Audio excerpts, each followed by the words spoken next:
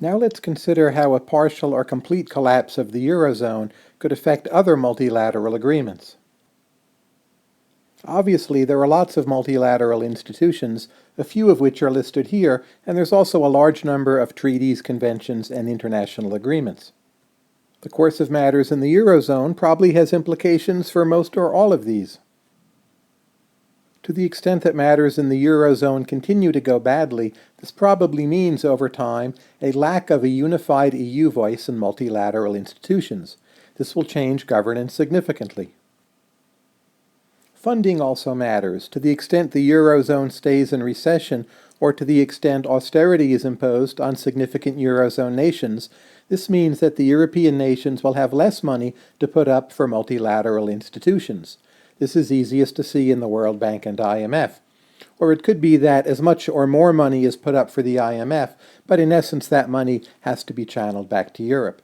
This means that those multilaterals, and indeed others, will over time become more dependent on developing nations, especially China, and those developing nations will get a bigger say in how those multilaterals are run. To the extent the Eurozone crisis goes badly, European nations will decline in status around the world, just as the financial crisis has hurt American status since 2008. Most of all, this is likely to harm Eastern Europe and perhaps also North Africa and the Middle East. They will be less likely to view the European Union or the Eurozone as a model to be followed.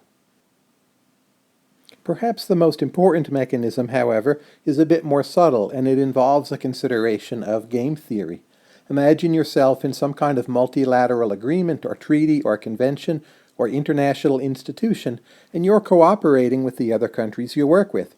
In essence, you play a kind of game with these countries that you cooperate under the expectation that they will cooperate back in turn, and without this expectation, the cooperation won't get much off the ground. So the key question is, what are your basic or underlying assumptions about how much cooperation you can expect in return? Well, how it goes with the Eurozone crisis is likely to affect these baseline expectations about how well and how much different nations can cooperate with each other. Look at it this way. If matters in the Eurozone do indeed go badly, this is a kind of signal that underneath it all, different nations aren't actually that interested in cooperating with each other. As we've seen in other video units, the Eurozone crisis is in principle solvable if indeed only the different nations will cooperate to a sufficient degree. And there you have the Eurozone. You have countries which to a considerable extent have a common interest and a more or less common history, and they've worked together on matters in the past, and they really do have good reasons for trying to see through some kind of solution.